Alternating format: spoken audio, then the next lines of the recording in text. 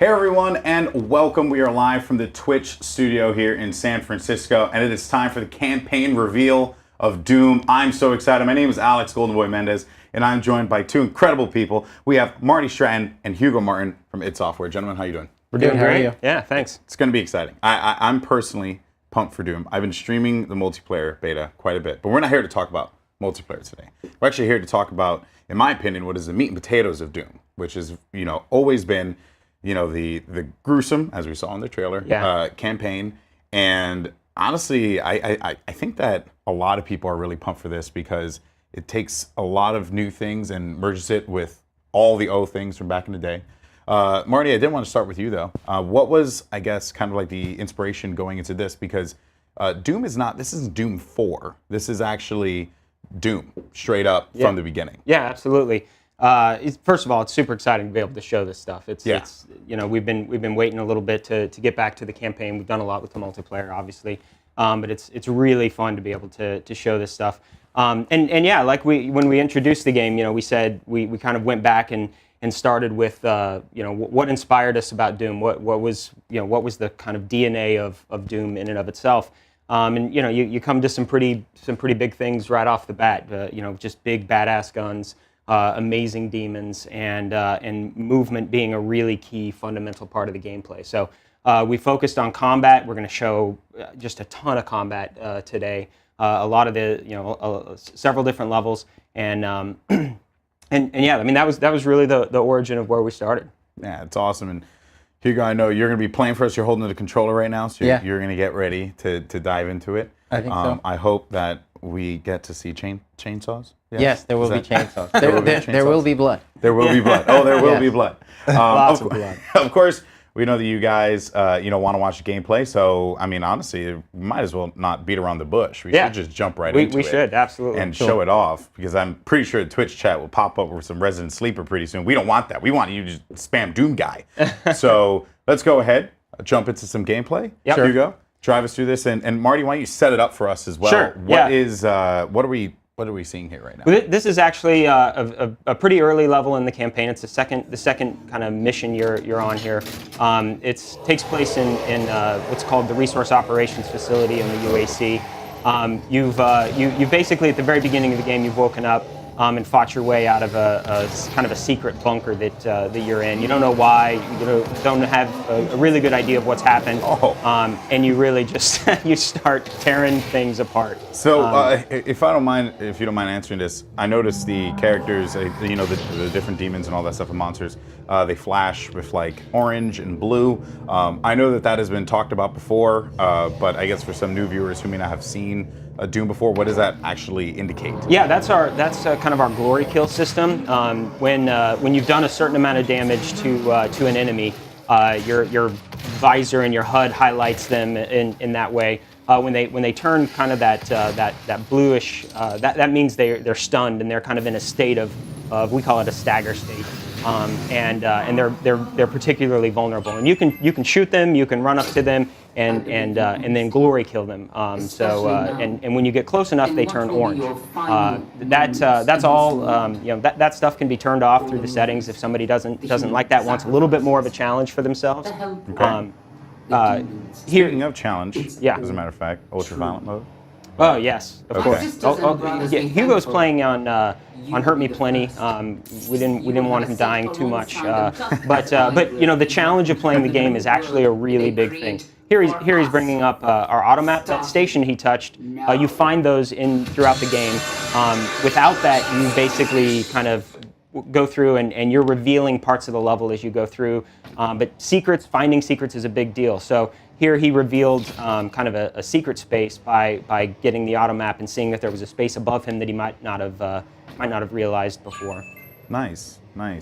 And we did see just there Olivia Pierce, who actually is going to be a central figure in the story. We probably don't want to dive too deep, because clearly we want people to discover that when the game releases. But I would say for Doom for Doom single player people, sorry, we love the multiplayer so much. For Doom single player guys, it's a little bit of a change of pace, right? Because Doom had traditionally told stories through just like segments of line of lines and sentences like, oh, this situation's happening here, and so on and so Yeah. forth. Really simplistic stuff. You guys are bringing in, an antagonist into this to really help drive the narrative for, why our character is doing what they're doing. Here. Yeah, for sure. We don't put story front and center at all. Doom's about doing this. I mean, it's about fighting demons and using awesome guns. So it hasn't been a huge focus necessarily, but as I mentioned, we've tried to infuse a lot of mystery and a story that will keep you kind of playing and digging if you want it. We tend to kind of say like we keep it pushed out of the way a little bit and have you diving in to try and figure it out. Here's another example. He kind of is seeing that there was a suit of armor up there that he missed. Again, players can choose to pull that up whenever they want. If you're really into the exploration aspect of the game, and you want to find all the secrets and you want 100%, might be something up there. But so is that bit there when he brings up the map visible always, or is it just like, hey, here's this part that you may have missed, and then the map kind of alludes to a hint, or there are even more secret portions that I probably will miss, and the map won't tell me? Yeah, there's absolutely in fact the map doesn't specifically tell you where there's secrets, and because he found the auto map station, it's revealing the whole map. If he wouldn't have found that just that piece, it would only be revealing where he's going. Oh, really? Yeah. So, and then the auto map stations, are they like actually hidden within the map, or? Yeah, there's one in each map, usually kind of towards the beginning, so you can try and find it. Or if you're just more into like running and gunning, you can skip them exactly. You can see here actually, we've talked about the glory kill system a little bit, but what's one of the nice things about it is it's really contextual, so you can see basically wherever he's looking on the character, he's getting these really fluid kills, and again it's completely optional to glory kill enemies, and as you get further into the game, it becomes kind of strategic. Like you could have a few guys staggered and decide, man, this is a perfect opportunity to take them out with a bigger gun, use a rocket launcher or a Gauss. In this case, these are all pretty early enemies. This is very early in the game, so you're mostly fighting imps and zombies. And the codex here. Tell me about this. Yeah, this is actually one of the ways that the players can dive in and figure out figure out the lore of the game. Again, we don't really do cutscenes and big cinematic moments. It's just not what we feel like Doom is all about. But we did want to provide a really nice foundation for players to be able to understand what was going on with the UAC, a little bit about who you are, and about and quite a bit about what was going on there, and actually give quite a bit of lore on the different characters or the different monsters, the demons. It's a pretty rich universe that hasn't we've never been particularly explicit about some of these things. So we talk about how revenants are formed, and there's a whole kind of fiction behind that. But again, it's there if you want it. If you just want to kind of play very naturally and just power through, you get that. Yeah, well, if I recall correctly, one of the trailers, I'm trying to remember which trailer it was, but actually showed the construction of a cyber demon, if I was correct, all right? And I find that to be really interesting too, because Doom is a pretty gruesome game, so there's always like those instances. Like I think one of the most prominent scenes in a video game for me, which is so weird, is like dating back to the 360, which I can't believe I said dating back, but that's the world we live in now. Where I think it was Quake 4, I want to say, when like you're going through the I guess construction process of like your legs being like ripped up. Process. Yeah, and I was just like, oh my god, this is crazy, and I actually think that is a pretty cool element that you guys are bringing into Doom. You're really trying to highlight the gruesomeness, while at the same time not really trying to throw like crazy amounts of story in your face, and I also appreciate that it's not shock value, right? It's more like, I have giant guns, I'm gonna beat the crap out of all the demons and monsters and everything that is around me. Yeah, definitely. Speaking of beating the crap out of monsters, here comes a chainsaw. This Hugo, is really cool. have fun. And Hugo's kind of actually been, if you're paying attention at home, he's kind of revealing a couple secrets. We're not gonna ruin all the secrets, but it does give you an example of if you look around and you try to find some of the secrets.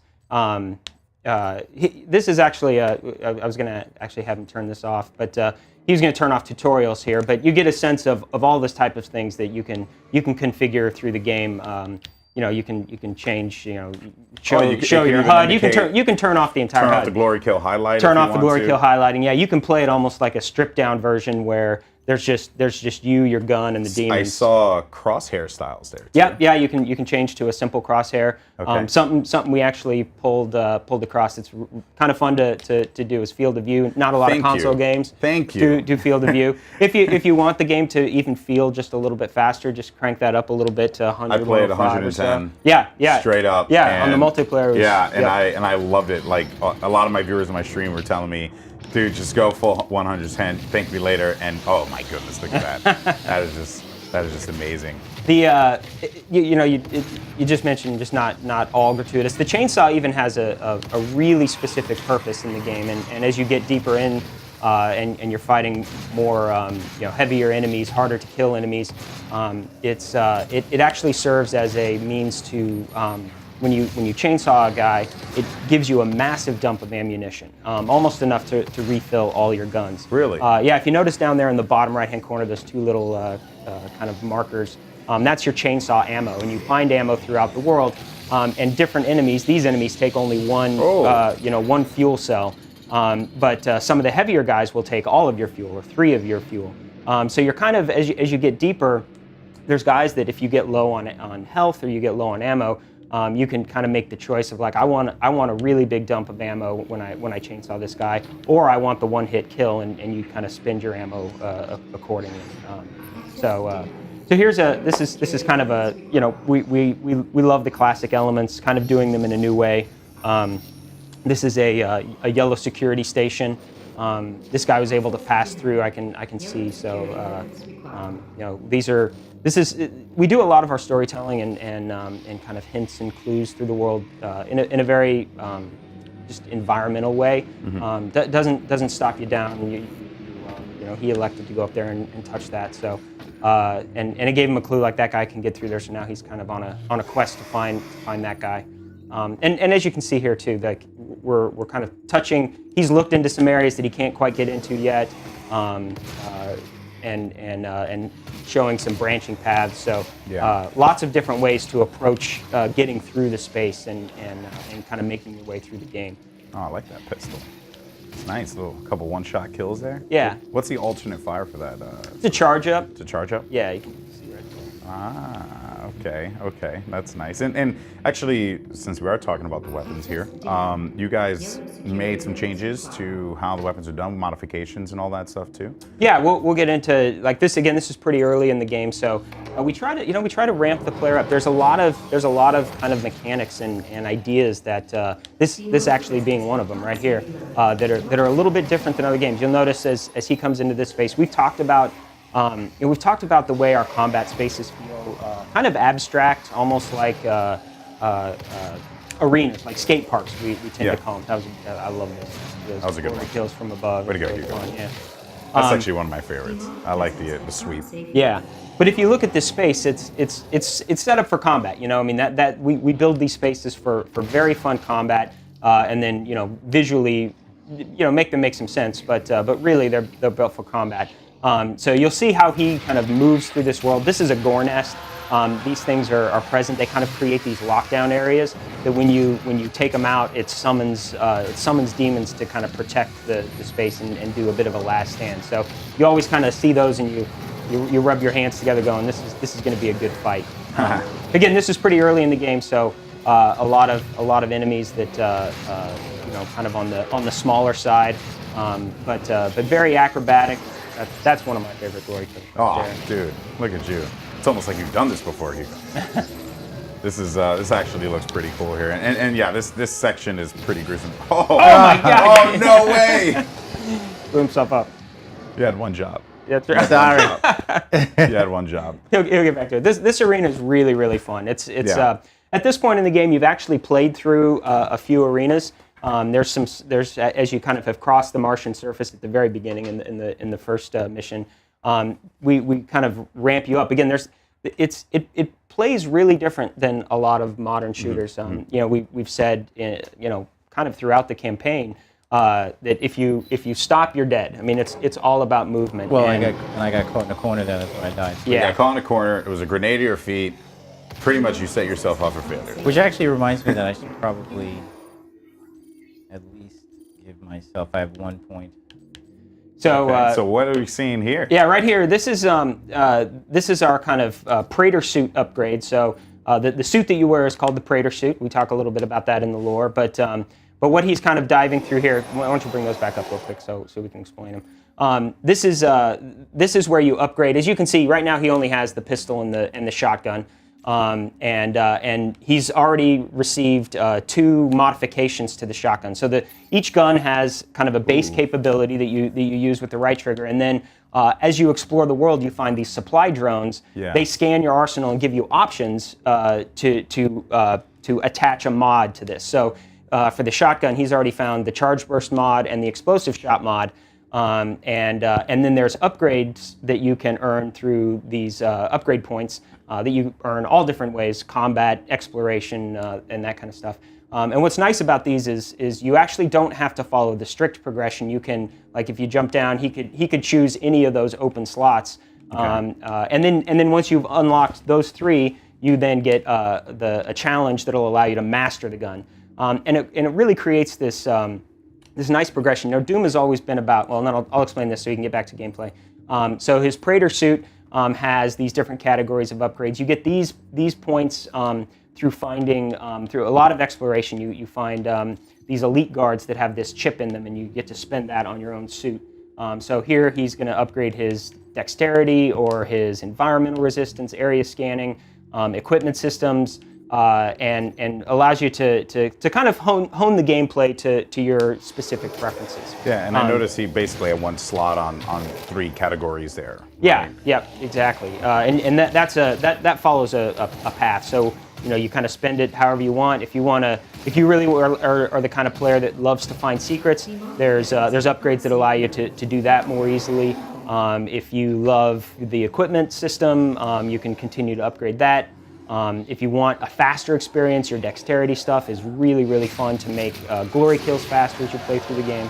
And Doom has always kind of been this escalation of guns and demons. So you kind of take 1 step on the ladder, and then the demons take 1 step up, and then you take 1 step up. And so we've done that through the collection of guns, but also the finding of mods, and then the progression through upgrades. Yeah, and I'm noticing that too, right? He went after the that particular with the gore segment. Yeah. And the monsters that are popping out, aren't your big monsters at this point in time, right? I could see that ramp up potentially happening, and makes me even more excited for what the future levels are going to look like, because I can only imagine how ridiculous it gets. And something I, of course, don't. Oh, nice! Look at that right there. Just hit him with it. So something I did want to know is about maybe potential new demons and new monsters. Is that like something we could see, or are you guys sticking to the core and what people love and the monsters that have been around? A lot of the core, but we do have some surprises in there that I think people will enjoy. Ooh, we're trying not to give too much away. No, it's perfectly fine. But yeah, we've got some fun stuff in there. Nice. But I mean, it kind of going back, we to an earlier question about it, just being Doom. We really did want to. We did want to start, and we really do look at this as a foundation we can build on in the future. We really hope to build on. We did want to start with the things that people love and we love, so like Pinky Demons and Cacodemons, Hell Knights, Barons. So you'll see a lot of that stuff in here. This is again just another little clue of following the guy you're looking for. Yeah. That's my yellow key card, basically. That's your yellow key card. Yeah, kind of a new take on yellow key card. Okay, that's cool. So now, speaking about the missions too, of course, the community has a very deep appreciation for all the various missions, and like they play them over and over again and find new ways on how to improve on their, whether it be their strategy, their approach, or just enjoying the design of the levels. Because if that's actually the one thing that I've noticed a lot about the Doom community, because I've been reading a lot of the Doom subreddit, various Doom community sites, and what I thought was pretty cool was really seeing the appreciation that these guys have for game design and the approach. And I think you touched on that a little bit, saying like, this area here is built for combat, right? And like, and you layered it. And of course, I'm fully expecting the community, when the game comes out, to deep dive and break down every single detail. So with that said, speaking of like what people can expect when they play the missions and whatnot, how long can they expect each mission to be? Is it just cater to how long you want to take? Like if I run through everything like a crazy person, like how long would like the average time from start to finish for each mission? It really depends on how you play and how much time you spend. Most of our play tests, we do focus tests at the studio. Most of our focus tests for new players who kind of their first run through of the game, if they're looking for a moderate number of secrets and trying to upgrade their guns and that kind of thing. It's in the 13 to 15 hour range to get through on a normal difficulty setting. Okay. Yeah. So and then that probably scales up as you I mean, if you go to ultraviolence, it really changes the way you play and your strategy. But then you can move through it if you play on an easy skill level and just kind of like blow through it. You can get through it quite a bit faster. We'll do speed runs that that kind of go a little bit further. We're going to actually jump ahead now. Ahead. Yep, in the game. So he just picked up the heavy assault rifle there. And we'll show that kind of in a later level. You mentioned seeing some more of the big demons, so that's really what's I'm excited. What's a ton of fun. Awesome stuff, man. Yeah. Well, just to update everyone, if you're just joining us here, this is the campaign reveal for Doom. Of course, this game is awesome. Looks like it's going to be a good time. Joined by Marty and Hugo here from id Software. We're going to be we're of course talking about Doom and all the good stuff. Now, a pro tip for anyone who may be new to Doom, and I'm going to be very honest here, because I appreciate Doom. I played it many years ago. My background has always stemmed from console FPS games, such as like Halo or GoldenEye or Perfect Dark, and those kinds of games. And I didn't actually grow up because I couldn't afford a PC that could play a lot of these games back in the day. So I came to appreciate Doom much later into its life cycle. But for me, I'm seeing this, and I'm so stoked for this game. And one thing I'm going to tell people who are watching: if you plan to play Doom on the easy mode, why? Why are you doing that? Why? You got to play it in the hardest difficulty setting possible. I'm probably going to do that, and you may not get past the first stage, but it's okay. We don't judge. Yeah, we actually difficulty levels is something that we actually really important to us. Yes. Obviously, it's and we want people to be able to get through it, particularly new players. If you're coming to it, I wouldn't say, don't let it frustrate you. If you're going to get frustrated, back it down, because it's just fun to play the game. But no mercy. We have put a lot of work into the difficulty settings. Hugo's playing on Hurt Me Plenty.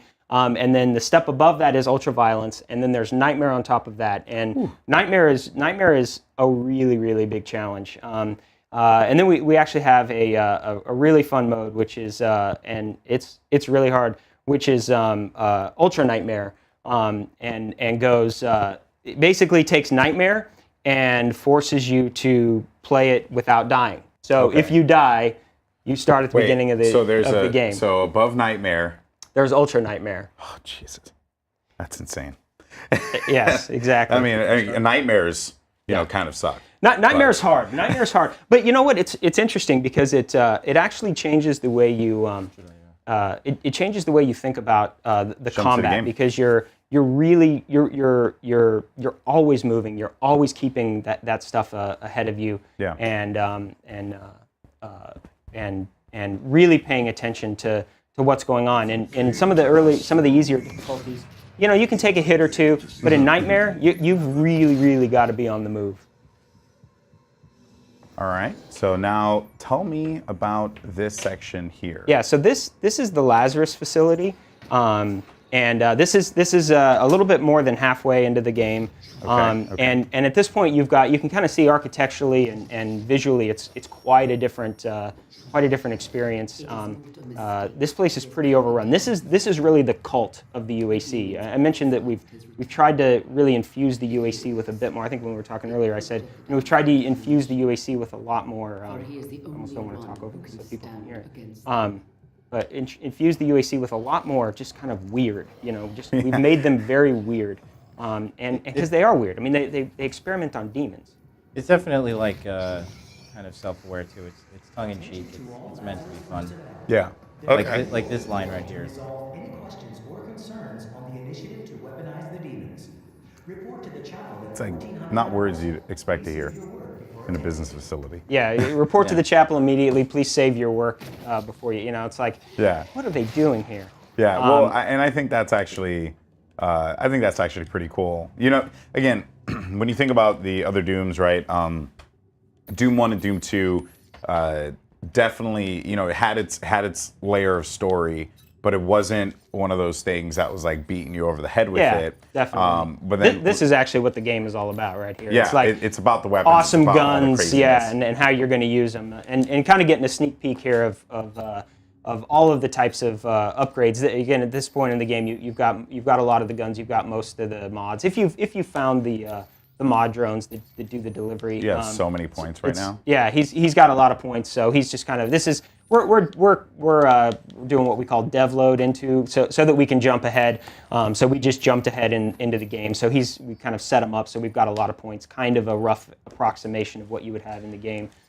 Here he's going to upgrade his suit a little bit more to kind of be more in line with this challenge. It's funny actually when you're playing like this sometimes at the office, somebody will try to play a later level without actually upgrading, and they'll have they'll have a hard time and they'll be like, man, this is too hard. And like, did you do your upgrades? I wonder who is going to be the person that plays Ultra Nightmare, no upgrades. That would be hard. How hard would that be? So like, we have scale of 1 to impossible. Yeah, we have a couple people at the office that have gotten about a little over a halfway through without dying, but nobody internally has made it all the way through Ultra Nightmare without dying. So Wow. We have a way to test it so that we know that it works. But as far as purely playing it exactly how it's how somebody might do it in the wild, nobody's done it yet. So it's going to be one of those things that when it comes out, it's going to be fun to see somebody do it. And it's interesting because it's one of those things like you think, man, somebody'd be really frustrated if they get all the way through the game and they die, towards the end. We had a contest a couple weeks ago of people trying to get through it, and one guy got about halfway through. He died, and kind of put the controller down. And he's like, man, I love this game. And that's the kind of that's just the fun we feel internally. Yeah, the Pinky, he's such a cool enemy. This is so cool. Hugo just exposed his weak spot right there. He's fun because if you he's really tough if you try to take him on from the front. But if you shoot him in the tail, he's much weaker from the tail. So you can use different guns and different combinations of guns to kind of exploit that weakness in him. That makes sense. So, Hugo, you've been playing this quite a bit. Yes. Kind of want to get your thoughts.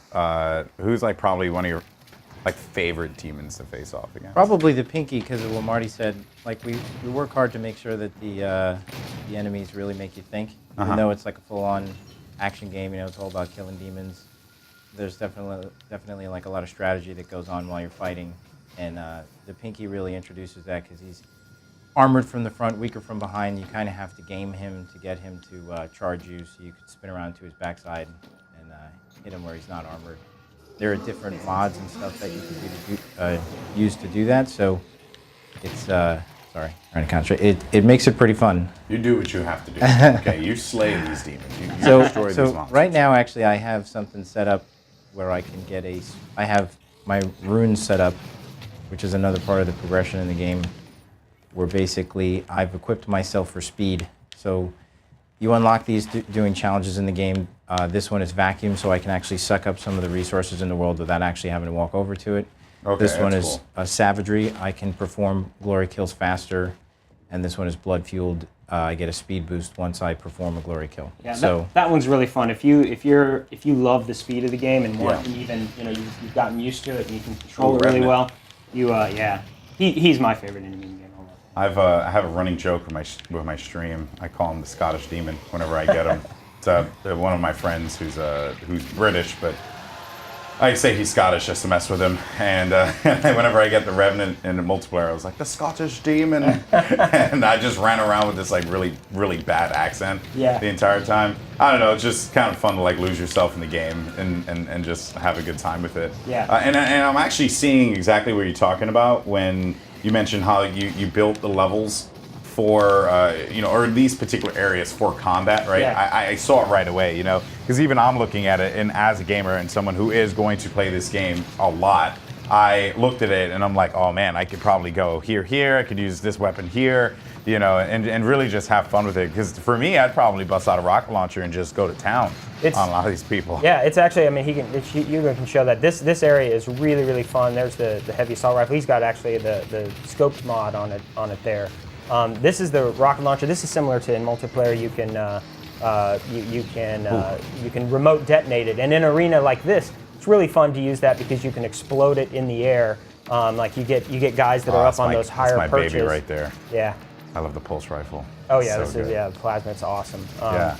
And it has some cool, like there he used the stun mod to stun that Revenant and then take him out with a second shot. Oh my God. One of What is that? People saw this at E3, but why don't you show real quick the weapon wheel? Because it's a fundamental part of actually switching weapons fast. Chain gun. Yes. Yeah, this is really cool. What chain is gun. that? Is that a? That's the base. That's the base chain gun. But what is he fighting? I can't Oh, see. I think that was a Hell Knight. Oh, it was a helmet. Okay. Yeah.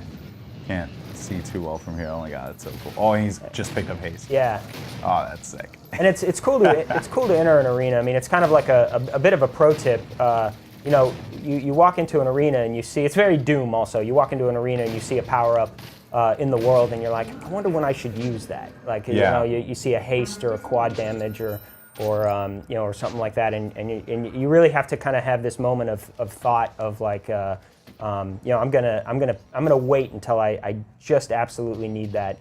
And then even on replays, you kind of choose different times to do it. And the difficulty setting, the way the arenas are constructed, the improvisational nature of the combat, it all makes it very. We say this all the time. The game's really replayable. It's really fun to go back to arenas and play them over Especially and with over. the different settings, right? Absolutely. And even with the different Pump up the approaches difficulty. you can take. Yeah. Absolutely, yeah. We even have, as we've prepared for demonstrations like E3 and that kind of thing, we have almost like competitions internally to see who can make it look the best, who can do it. So I think, we're here at Twitch, but I think people will really dig the ability to do playthroughs and runs on missions over and over and just show it in a totally different light and with different upgrades and different rune abilities. Well, I think what's really going to be exciting, in particular for people who stream Doom on Twitch, is, one thing that people love to see is failure. Yeah. Okay, they love failure. Yes. Okay. I think games like Dark Souls are a testament to that. People Yep. love watching that. They love watching people fail and get frustrated and do all that stuff. I watch a lot of those streams where they have death counters at the top of like how many times they've tried to do this thing. And I think that is something that people are actually really going to gravitate to here, right? Yeah. Like how how many times I fail, how many times I succeed, how I do so, and the sick things that happen mid-game, because there's always going to be these crazy moments. Yep. So something I did want to touch on here is, of course, Doom, you guys brought back a lot of mechanics that were very familiar to Doom, such as no reloading, which I just want to point out, first day playing the multiplayer beta. And I, again, had never really touched Doom that much. I wasn't, too familiar with it. And I was playing and I'm like, where do I reload? I'm just so used to reloading. Yeah. And then I was just like, oh, you don't in Doom. But then you guys also added, things that weren't in the original Doom, such as, jumping, right? Yeah. Which is something that you really couldn't do in that. It'd be hard to not have a game nowadays without jumping. Yeah. But I think that is quite interesting, because a lot of, to be realistic, these days, a lot of people are kind of releasing games with very similar mechanics, whether that be aim down sights, whether that would be sprinting, a variety of different tools. We're seeing movement really play a role in a lot of different things now. What was, I guess, the challenge for you guys there? Because essentially, you have to make a game that is classic Doom, right? Mm-hmm. Like you have to make a game that speaks to the community while also making a game that speaks to a new audience. And do you feel like you hit that balance there? I feel like we did. I mean, it is a challenge. I mean, we've spent years in development on this. This is actually I'll answer that question, but this is actually one of the rune trials. But just to show it here. So we talked about those. We talked about the runes that you can earn. You do these through these trials, and they basically take you to a different. Kind of like a little challenge level. Oh, that's sick. So you just got to destroy everything in a minute and 30 seconds, 14. For this different one. every time. Yeah, it's different every single time, and each one gives you a different rune trial. There's 12 of them throughout the game, and that one is destroy everything within a certain amount of time. There's ones where it's more about movement and getting through through the world in a certain amount of time. And then again, those unlock these. These are upgraded or mastered through challenges, so you can see their vacuum. You can upgrade. It's actually already upgraded, but some of the other ones, you have to kind of continue to use that. The nice thing, actually, if you go back to runes real quick, it's when you get your first rune, you get these slots, and so you get your first slot. But then as you continue to play, when you've found and been awarded 4 runes, it opens up a second slot. And then once you've done 7, it opens up a third slot. And these are all stacking capabilities. So you get this really awesome ability to tune the gameplay to exactly how you want, just based on stacking these runes together in different combinations. And you can adjust these at any point during the gameplay. I mean, he just jumps in here and does this. So you get into a boss fight, and you may adjust your runes. Like you maybe don't want something that plays so much into glory kills. You want something that gives you infinite ammo when your health or when your armor is above a certain, which is another one of them. So you can kind of fine tune your gameplay based on the situations and based on how you want to play. We're going to jump ahead again. That's why the stream went away. I showed that auto map because the runes are like a huge part of like the experience in Doom, and you could really tailor, like Marty said, the experience to however it is you like to play. Like I set it up for speed. I'm going to play the next one and set it up more for like a defensive strategy where I can pick up armor every time I glory kill somebody.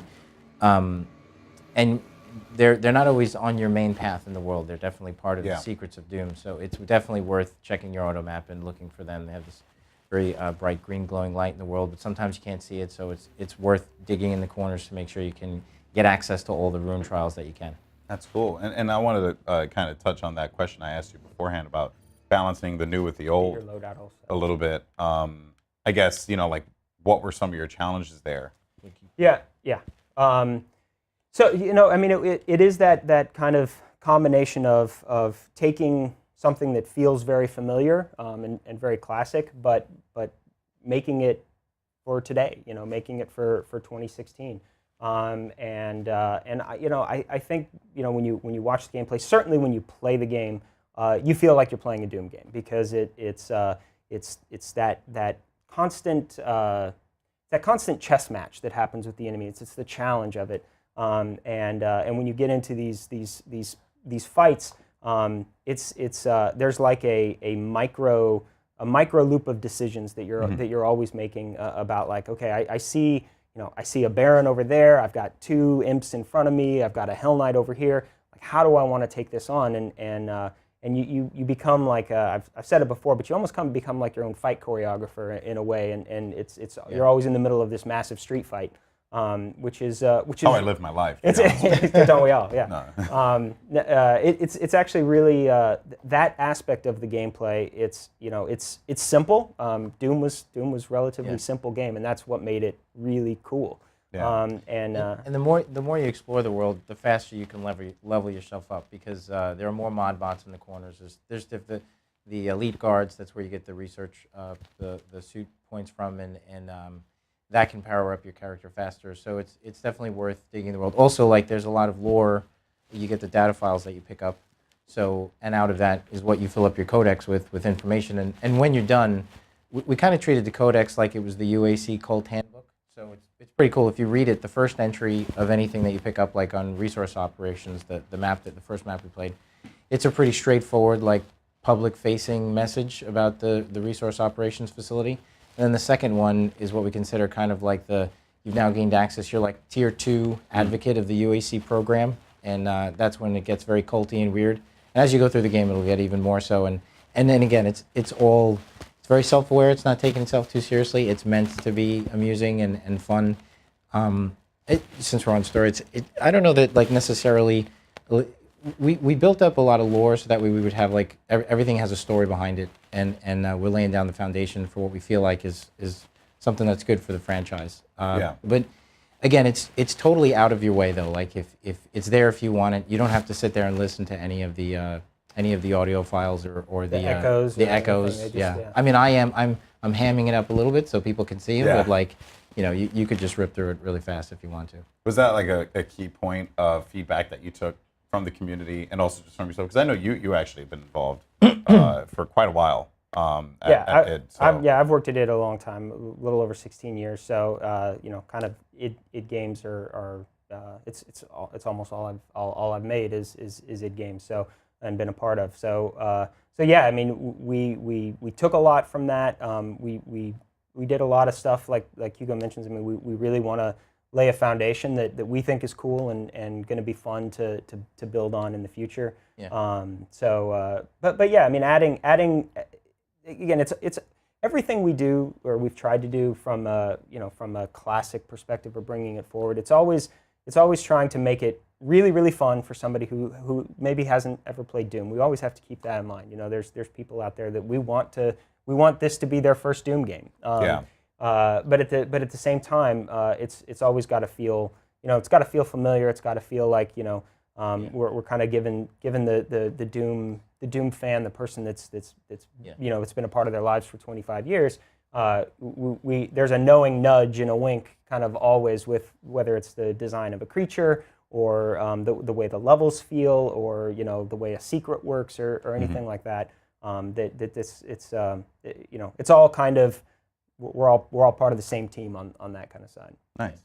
So we have we're gonna level here. Yeah, we're gonna jump here into so that last mission. I kind of breezed past the intro of it, but that was Lazarus. That really takes place before you go too far here. That takes place partway through, and again, that's really where you start to explore how deep the cult goes. And we keep calling it a cult. It is. They do some weird stuff. It's where it's kind of the facility that Olivia, who you mentioned earlier, is the head of, and so you're just breezing through these upgrades right now. Yeah, this is just to get him set up. I've done this a couple times. Yeah, I'm almost certain you have. you normally wouldn't get to do this. This is kind of, as a developer, it's fun to just, oh my God, I got 75 points. I get to spend them however I want. Yeah. Well, I can even imagine though people they're going to deep dive into this game for a very long time. Yeah. And I can just imagine them just twiddling through all the menus and just flying through everything. Yep. And getting what they want with this, which of course it's always awesome. As people deep dive into games. Yeah, and I think people will enjoy. I think speedrunners will have a good time because when I watch guys at the office that are doing kind of the speed runs, they know exactly which rune they want, which upgrade they want as they go through. So it is that thing. I get an upgrade point, and I'm banging through to kind of hit it. I think it's going to be a game that people really like to stream and create videos of. We have moments all the time in the office that just is like, I wish that was being recorded right now. So I think people will do that a lot. Well, now might be. Yeah, right? Yeah, absolutely. It's coming out. It's so close. May 13th, right? That's right, May 13th. Which is, I guess, both exciting and scary at the same time, right? Yeah, it's mostly exciting. I mean, anytime you scary in a good way. Scary in a good way. It's we both have kids, and it's kind of like they're not quite college age yet. Mine aren't. Mine are closer. But it is kind of like sending a kid out there into the world. Now this looks like downtown San Francisco, exactly, right here. Yeah. And I think that is for anyone who's visited this. The only thing that's missing is like a homeless dude in the corner. But this There is might be one about around it, right? BART station to the left, we're good there. Yeah. That's pretty much where the Hellspawn horn is located. So Yeah, what is going on here? This is Titan's realm. So this is Hell's kind of broken up into these fractures, and this is a kind of what we call a fracture of Hell that is actually you actually get a little bit of lore. These are what we call Slayer testaments. These are kind of some of the way that you get. Again, you just touch it, you can listen. You don't have to listen, whatever. We don't want to say what it's about, though. Yeah, we don't want to say what it's about, but you start to understand even more lore about Hell in the player and Yeah, that because kind of stuff. you've, I mean, Doom 1, Doom 2, you've gone there, you know, you went there, you did that. Yeah. You know, you went back again, you did it again. Yeah. But it was always just like, you know, you're shooting demons in hell. That Yeah, was always exactly. like And the that's, premise. and But that's what you'll see here. I mean, just it's a lot of shooting demons in Hell. It's kind of taking the fight to their home turf. now this is a cool moment. I remember you guys showed me this yesterday. Yeah. And to me, this screams Doom. Yeah. How often in a game do you get to jump down a demon's, And then- like a corpse to the demon's throat? Land in a pool of blood. Yes. And then it pretty much just get bombarded as soon as you come out. Yeah. This whole level is kind of built around the idea that it's this fracture of Hell that you're kind of continuing to go down through, and actually you end up on the other side of it. Kind of, it's almost like going through an iceberg of Hell, and ending up on the bottom. But this, Really weird this, to use ice with hell, you know? Yeah, I respect and Hell it. freezes over it. But this first part is kind of built in the you know, as you saw there, you kind of went down. It's like a demon, a Titan demon graveyard. Can Glory kill those guys? You can actually, if you're up and you can get close enough to them, or they're low, you definitely can. All right, Hugo, your challenge, if you choose to accept it. If you run into another one, go for it. Oh, yeah. I want to see that so bad. That'd be so sick. So this is a Cyber Mancubus. There's so much to talk about as he plays through it. Yeah, So, Cyber Mancubus. That the Cyber Mancubus, he's kind of a UAC kind of. kind of looks like my first creation of- girlfriend. That's what's up. Whoa. You know, I had a rough high school. Yeah. he had pulled up the chain gun with a modification. It's probably one of my favorite guns in the game with the modification of the mobile turret, where you basically break it off into three guns basically, kind of all firing the same. And when we insane. talked about the weapon wheel, you know, again, like you get to carry your guns with you all of the time. And have access to them, and as you get deeper into the games, revealing another little secret here. But as you get deeper into the game, not only do you have those 8 guns that are on the wheel, But but, I'm not going to reveal that. but each mod, You can't just go there and then choose not to Well- reveal it, Hugo. It's just that's not how this works. You can't just tease the viewer. You know what, though? Like, I'm worried we reveal too many secrets. They've seen too much. They have seen too much. All right. but the mods you can access. You know, once you have like a couple mods for a gun, you can only have one mod on a gun at a time. But you can switch between them really fast. You've seen him do that a couple times here, where he'll switch between 2 mods really fast, just a quick button press. So between the weapon wheel and having immediate access to all those guns, and each gun having a mod, and then kind of a fast switch to the other mod, you end up with like 20 different combinations of guns that you can use at any time. That's a great strategy right there. There's like pro tip, you know, number 1. Pro tip with Hugo, number 1. Exactly. Like shoot a pinky with the stun, kind of stun him a little bit, and then swing around him and shoot him in the butt with the super shotgun is fantastic. While you're on this screen, not only the auto map there you can see, but you know, we've talked about the upgrades. You get those through a number of different means. Leave that up for a second. So on the right-hand side there, you can see, leave the challenges up. You can see those challenges. So those are mission challenges. Again, these are totally optional. If you wanna get one upgrade point per challenge, you can do those. It keeps track of that and informs you. Then there's exploration challenges. So in this level, you can see there's 6 secrets. That you can find, and if you find half of them, you get 1 upgrade. If you find find all of them, Yeah, you get the weapon upgrade points. yeah, those are all weapon upgrade points. And then you get upgrade points. You can see up in the top right corner, you get upgrade points for just regular combat. So lots of different ways to earn upgrades. And then and then the mods actually have separate challenges to master them, which makes them even more powerful. Almost a level of power that is just it's overwhelming. They really become super powerful, and when you focus on a gun and make it a big part of the way you play. Nice. So now you're basically just in full-fledged demon monster slayer mode. Yeah, and at this point. once you memorize everything on the weapon wheel, you can kind of quick switch between it. I've been doing a lot of that, and make sure that you get the right sort of tool for the job. It's actually it kind of comes from the way and the weapon wheel works great on the PC, but that desire comes from playing on the PC. You know, when you play a game with all the guns where you're carrying all the guns, it's way more important to be able to just reach up and hit the number key that you want. So we kind of wanted to design for the consoles, design that capability where you can get to any weapon really quick without having to cycle through all of them. And the weapon wheel kind of puts the game into a slow motion state for a little bit. And on the PC, it's similar.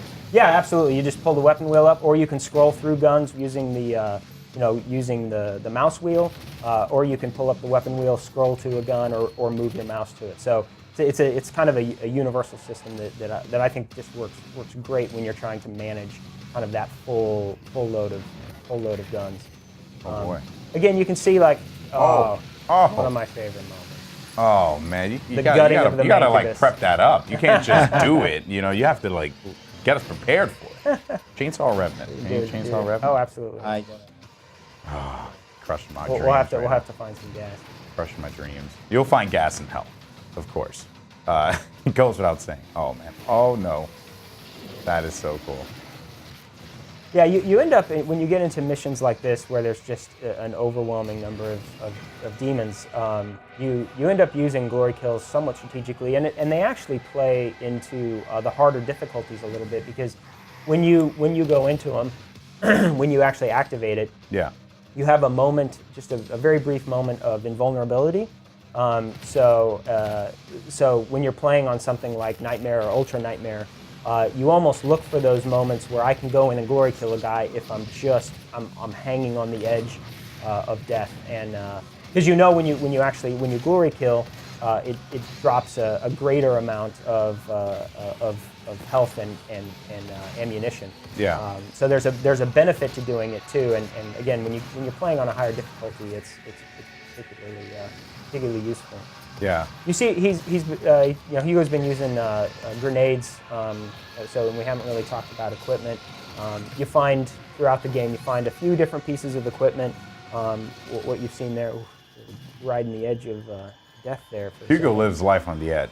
Okay, this is what I've discovered with him so far. Throwing grenades on the floor, not prepping up chainsaw kills. There's just a lot of craziness with this guy. Go for it. Oh my goodness. I love that. That's a great glory kill. That's a good one. Oh, I missed him. Yeah, each demon, when you fight it, you can kind of see him here lining up, and pinky charges, and you swing around. It's like being a bullfighter. You just smacked him with his back? With his tail. with the tail on his back. That's disrespectful. But I'll take it. That's cool stuff. That's really cool stuff. And I see the haste there too, just hanging out. You pick and choose when you want to use it. All right, so this way like, hey, this is going to be a good opportunity for me to take advantage of this, and absolutely. And you just jump right through a portal here. So Yeah, again, another kind of classic thing. It's like we use teleporters throughout the game and portals that allow you to kind of zip from one space to another. We've incorporated, movement is such a big thing. I didn't even talk about it when he was in the last in the Lazarus mission, but he has a double jump capability at this point. So you start out with just a basic jump, and then a few levels in, you discover these kind of double jump boost boots, and then double jump becomes a big part of your movement package, and it's just like, so he'll use it. He uses it a lot throughout here. that quad damage? Yep. Yes, it is, and it's perfect. It's a perfect example. You may want to wait for that. Really? Yeah, because most of the fights escalate. So you get in, and if you can kind of handle things okay, a lot of times you want to hold off a little bit until you know the fight's gotten a little out of control. Oh, that's just wrong. Pick it up. That is just disrespectful. Pinky gets no love here. Oh, geez, Louise, that's insane. That's cool though. That's really cool. And that's a great example of, a guy gets staggered, and then he uses like a fast kill gun to take him out. You don't have to glory kill every single time. It's kind of just a part of the strategy as you play. Yeah, and I could go through the whole game probably just not glory killing. You could if you wanted to. Yeah. It's once you start playing, it's one thing to watch, and then playing is just again it's like dancing. You kind of get out there and you're like it just feels good to be moving through these spaces, and you get into a flow. It is that similarity to without the reload, the fast movement, you're dodging projectiles, all these ideas that early in the game we try to introduce kind of slowly. Because they're not common when you play most shooters today. You try to hide, or you try to let your health regenerate, or that kind of stuff. In this, you blast through, you keep moving. Dodging projectiles even is just something that I think we start players off fighting imps early because they throw the fireballs, and to get that feeling of swerving between fireballs, swerving between projectiles. Most enemies, their main attacks are either to pressure you or to shoot, to shoot a projectile. There's another good example. Just kind of dodging and weaving through that stuff. Oh my gosh, there we go. Yes. Brought out the big gun. Use it. Almost died. Yeah, you were close, man. It was close. I'm telling you, you're living your life. Holy shit. Oh, oh no. Oh my goodness. That is so. No quad damage here. You're not committing. I think you should. He's commit. about to. I think you should commit. I think he's going to use the BFG on him. Yeah. Oh my goodness. Look at the way he Let just him up. crumpled like a cookie. Jeez. Go for it. Oh no way. That is just the worst way to go. So, Right but there. that's a good example right there. Like you fight a Baron, and that was a one-hit kill of a Baron, which is pretty with the chainsaw, which is like that's pretty valuable to be able to do that.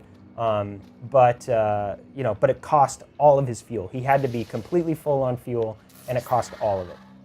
So now he doesn't. He picked up that ammo, but he doesn't have the capability to use that to kind of continue to get more ammo from, because from lesser obviously the enemies. point is you guys didn't want people just running through the game and just sawing the crap out of everything that they see. Absolutely, right? absolutely. Yeah, you want to like part of the go ahead. part of the fun of Doom is again the weapons and figuring out what works when and how to do it, and while the chainsaw is great, you don't want people to just use that. Yeah. Which I do respect it. Okay, so Hugo's things making look like those guys easy. So- Lost Souls are fun. so this looks like it's about to get really quick. Yeah. Like I don't know, because this is a pretty wide open arena here. Yeah. So I'm afraid for you, Hugo. He should ramp up the difficulty, and that's how. Yeah, we had a big talk at the office as to what difficulty I should play it at. Because I've played the game a million times, so I'm definitely playing it on a definitely an easier setting for me. Yeah. Okay. So what you're saying is, these demons, they can't hold a candle to, Stone Cold Hugo over here. But Actually, I'm sorry to cut you, but the in-flight mobility thing is I have it on right now, so it allows me to basically move in midair. Yeah, it's a perfect example of everything we do, we try to make from an upgrade perspective. These aren't like micro upgrades. They're not just little like, oh, I can get 5% more damage or something like that. They're pretty meaningful, and they really do fundamentally change the way the game feels or the weapon feels.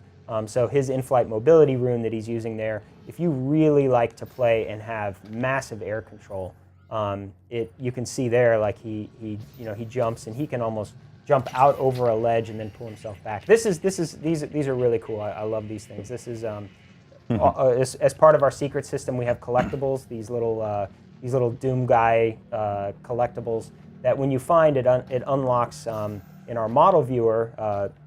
You can access our model viewer and be able to see any of the demons, the guns, really up close and see the detail and level that's in them. And you unlock those through through finding those collectibles in the world. All right, so it seems like you're about to get. And so, what is this yellow skull here? It's a key. Okay. You find the yellow skull and unlock the door. Is that where you're leaving progression. that? I think that's where I'm going to leave the player. This guy, man, I can't believe you do that to me. It's awesome. You know, to me, I've traditionally been a multiplayer guy. I love just beating the crap out of people online. It's always entertaining, or getting beaten the crap out of, you know. But when I look at this, though, it looks like something I actually want to take time and go into and play. I can tell you guys put a lot of care into like how you thought about, you know, the arenas, the level design, you know, placement of items, all that stuff, which is very much, you know, classic Doom. It is the feel of Doom. Yeah. But I guess for me, one of the big takeaways is, you know, you wanted to strike that feeling of new and old, which